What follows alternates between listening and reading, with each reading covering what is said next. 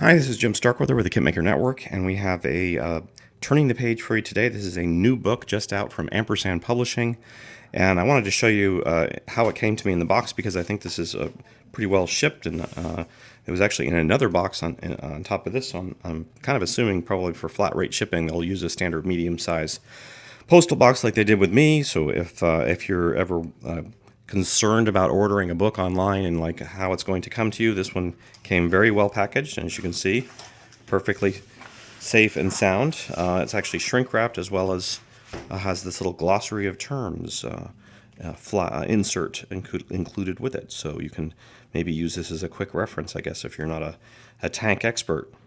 So they talk about bogies, a complex wheel assembly. Composite, reference to hull of the CDA M4 made with cast iron front hull. Blah, blah, blah, blah, blah.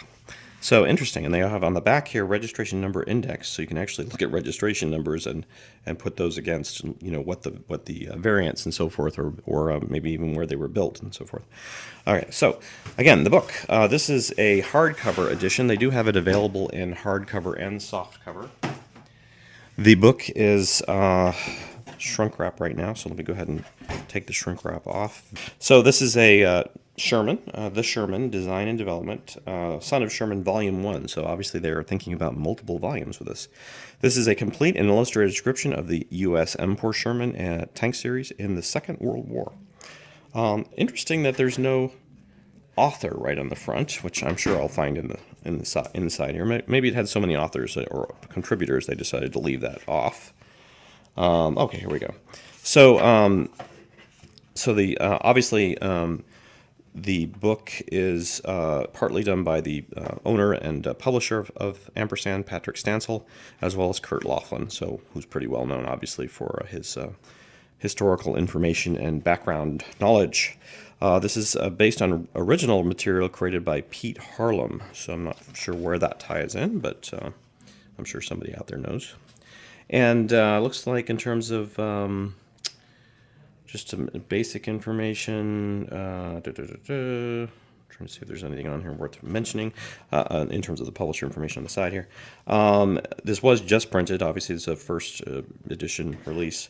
The table of contents lists preface, constructing a Sherman book, quick start guide, a Sherman introduction, glossary of terms, factory made, the factories that produced the Sherman, small hatch tanks, the first Shermans, applique armor, the remanufacturing process, large hatch tanks refining the Sherman, final drive assemblies, the FDA, the 75 millimeter turret, and then they list the serial numbers and the numbers of those, the 76 millimeter turret, running gear, road wheels, bogies, tracks, and idlers. Appendix A, foundry symbols and found on the Sherman. Appendix B, registration data identifying the Sherman. Appendix C, summary of large hatch Sherman changes. Appendix D, transportation, getting the Sherman there. Bibliography, chapter notes, index, and U.S. Tank Battalion table of organization. So let's just kind of flip through it. I'm not going to cover every page, obviously, or even every other page. But let's just take a look at the first few pages. I'm trying not to do them. Oh, I was going to look number pages. So let's start with that at the beginning. So we've got 386 page numbers here. So a little bit more than that if you count the back and the interior, the other parts. Here's the preface area. I'm definitely smelling that new book smell. The shrink wrap probably keeps all that stuff in.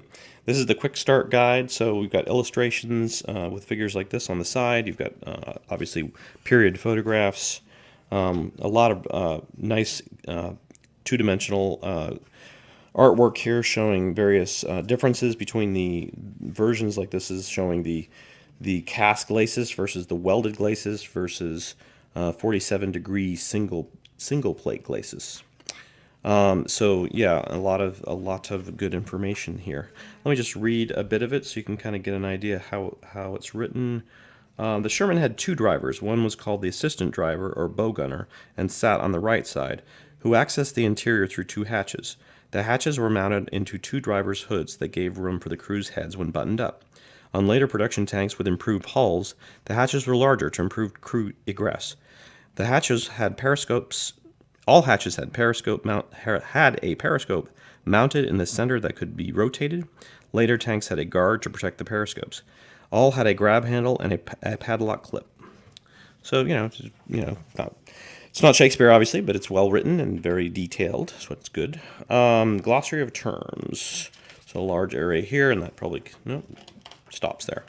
Interesting that they have this flyer, which I think is the same information just put. So this is the same information, and this actually makes a good bookmark actually too. So the same information there on this page. And here's the obviously engine. Nice restoration photos maybe, and more period photos of production. That's a pretty rare photo. I don't think I've ever seen that before. So again, they've got charts here with Sherman production by factory, how many units were made. Again, lots of photos, lots of illustrations, plenty of text for the avid reader. Lots of nice U.S. combat photos, I'm sure, which you can find probably, but having them all in one book is really nice. And someday these photos may be hard to find. Who knows? So having them in essentially a permanent resource in your library is going to be a good thing, I would think.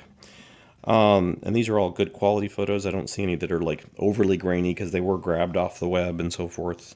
Sometimes you see that with books. They kind of publish anything they can get. These all look good. The publication quality is this is a very kind of semi-gloss paper, thick, not at all. It's durable. It's not going to tear easily and so forth. That's a nice photo too. I think I've maybe seen that one before. I can't remember now though. So again, lots of illustrations. Whoever did the illustrations on this obviously took a lot of time.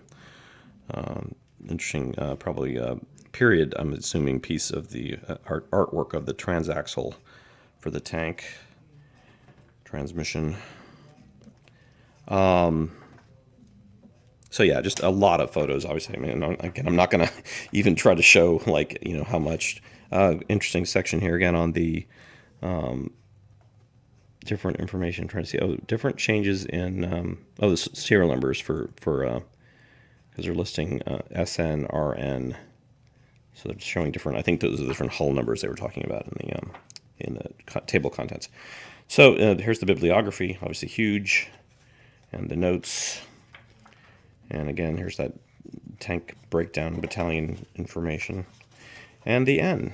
So interesting information. Great little, I love these internal page photos here on the book jacket.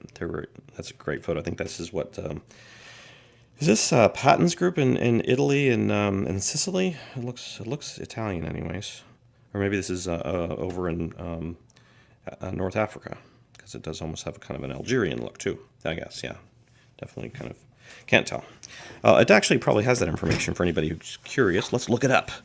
I think it says right on here, back cover image, title page, and papers. A fascinating array of Sherman's M5A1s and M18s of the 72nd Tank Battalion. This battalion snapshot was taken in the Plaza Emanuele in Bologna, Italy, at 12:40 on the afternoon of April 21st, 1945. So anyways, that's your kind of real introduction in terms of, I mean, the front photo's nice, but it's, just a modern Sherman at a show, obviously, or a expo, versus a great photo like that. That's a good way to start the book.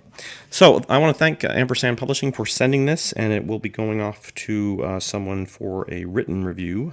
I think we already have even one review already on this site, but the more reviews the merrier as far as we're concerned. So when you have products, if you have a kit or a book or anything that you'd like to review, remember that that our site doesn't just take staff provided or company provided reviews. We also take reviews from pretty much anybody.